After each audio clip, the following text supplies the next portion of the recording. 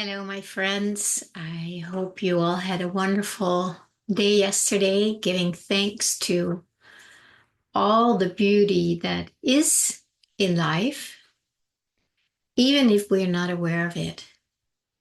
And I think I want to talk a little more about that today, that there is something that's so important about really becoming aware, not just in the mind, but just deep in the heart, in the body of what we do have, what is here, what is available.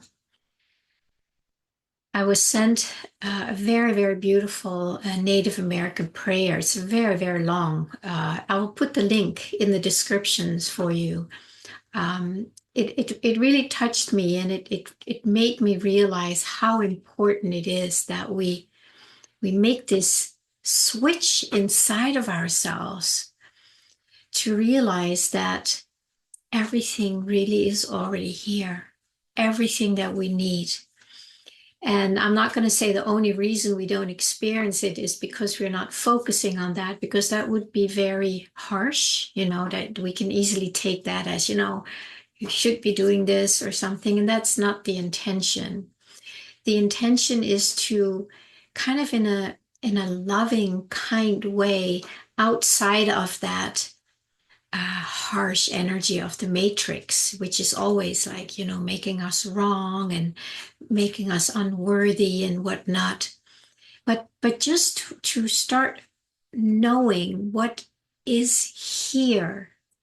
So we start moving the needle from what is not here. And we can do that all day long. And most people do that all day long. So it's almost like turning a tsunami around because there's so much momentum in focusing on what is not here, or at least what we are not experiencing in our own life. So instead of making ourselves wrong, if anybody would do that, just for noticing like, wow, it's because we're not focusing on what is here. So instead of making ourselves wrong, let's find a way like, well, if that is true, then I really want to know that. And my favorite saying from the Gospel of Thomas is, the kingdom of heaven is spread all over the earth, and man cannot see it. I keep coming back to that because that has so much meaning to me.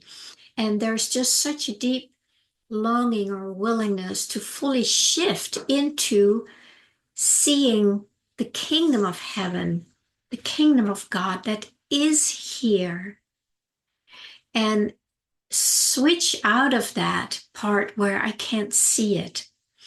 So here's another, we had Thanksgiving yesterday where many people are really sharing the gratitude when they're sitting around the table, ready to start the dinner. It's very beautiful. And if you had time to listen to my little meditation 2 days ago, which was a meditation on gratitude, it's really coming back and realizing the gratitude that we feel that is an expression and an experience of our own true nature. And the more we go there, the more we are in that flow. And from there, that's where everything comes from. It's like that fountain of infinity, the fountain of abundance. That is what we already are. And it's always moving, it's always expressing. But where are we? We are somehow, we've turned around from it so we can't see it, right? But man cannot see it. We've turned away from that. And then we're looking at the shadow of our own turning away, if I can use that metaphor. So if you have the time to read that prayer, it's very long, but it's absolutely beautiful. And to make that maybe a part of our daily practices, or even just a part of it, just to kind of get in that mode, because it is different now. When I wrote my book, Imagine Being Kind to Yourself, I was writing things that I didn't really know yet, but it was there. And I remember one of the things I wrote was, there is a new wave coming in. So I can't remember the words, but just make sure you are on that new wave, surfing that new wave, as opposed to the old wave, which is going back down under into the ocean. It's going out, it's disappearing. The one that's disappearing is the one that can't see the kingdom of heaven here. It's focusing on lack, limitation, anger, comparing, greed, um, unresolved pain. This is all programming. This is all part of the matrix that we have lived in for a long, long time. And I would be as bold as to say that we can now put the matrix to sleep. we can we can have a little memorial for it and say, okay, thank you very much.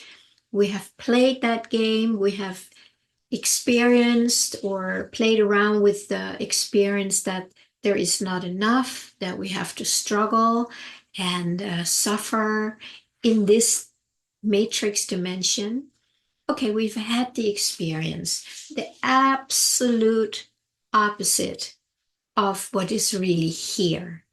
So we took some lifetimes, we took some nightmares, something like that, and we dove in and had that full experience of not enough, nothing to be grateful for, unless we get something we really want because we feel we don't have it already or we don't have access to it. And then we get something, and that moment we're grateful because we got this thing, completely disengaged from the fountain where whatever this is came from. And then when we keep focusing on this outer, eventually it's got to dissolve because it's really nothing without this. You may have heard a quote from the Bible, a branch that is cut off, it withers, right? It has to be connected to the tree and the sap and the root so it can pull in the nutrients and everything it needs. But when the branch is cut off, it's not connected anymore and it's going to wither and die. It's how life is. But it is also so that way with our way of living, where if we are not connecting to this all the time, but that's a practice. You can't suddenly connect to this all the time if you have been connected to the lack of this all the time. So it's a process. So I want to just, if we could start igniting that more and more.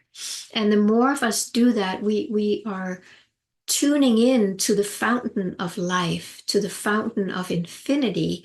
And the more of us do that, well, absolutely, that sap from the tree, that flow from the river is just going to flow and flow and flow. And it's going to look like a fulfilled life in whatever that would be for each one of us, and probably very different. So, is there anything that you can be grateful for right now, not as a Thanksgiving grateful thing, I got this, I got this, but can I invite you to tune in, whether you feel it or not, whether you believe it or not, let's take it as a little exercise to tune in to that sap that just runs through us, where we do not cut off our arms or whatever, where we just allow it to just come into our lives. And if you can just tune into even the possibility of that, it's like, wow, what if that is true? Wouldn't that be something to be grateful for? So, in a way, it's very simple, but it takes everything in the beginning. Like, we need to turn that tsunami around so that it comes from here, right? And that we're not chasing it out there. the 180 turnaround to come back here. And when we are there, it just feels good. That's all I can say. That's about as simple as I can say it. If you're not feeling any, even a twinge of good, it's probably because you're not really connected to it yet. And that's okay. It takes time. It takes however long it takes. But if you feel some kind of a longing in you for something better, for something more wholesome, more loving, more peaceful, that is the longing of that inner fountain that's saying, I'm here.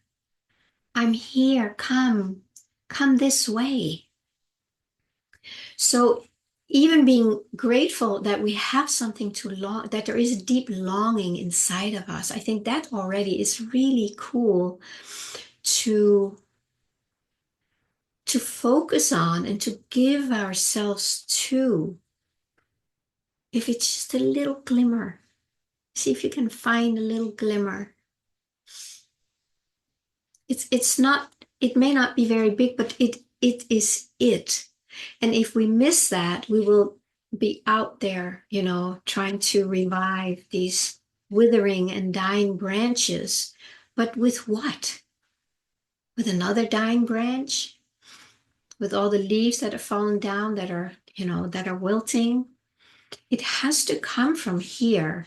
And when you tap into it, there is a natural feeling of gratitude, of love, of joy, because that is the fountain that we are, that we all have turned away from.